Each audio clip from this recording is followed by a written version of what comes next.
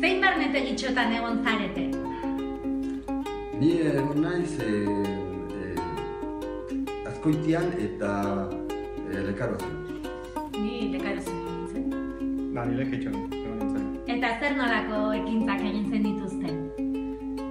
Lekeition adibidez, ginen arran taldera bisita egitea, eta erakutsi ziguten nola entrenatzen diren, eta gero itxasargira beste bisita batekin. Bai, Lekarozen irrisarri lan joan ginen, antilorinak eta beste jokuak egin genuen.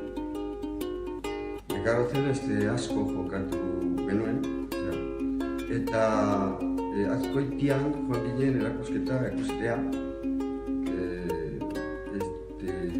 trenako erakusketa. Eta parranda pila. Eta zer moduzko esperientzia izan zen? Primerako. Erreplikatzeko modukoa? Bai. Eta nik gomendatzen dut, etorri zaitezte Bernelora. Bai. Bai, animatu zatik, politez.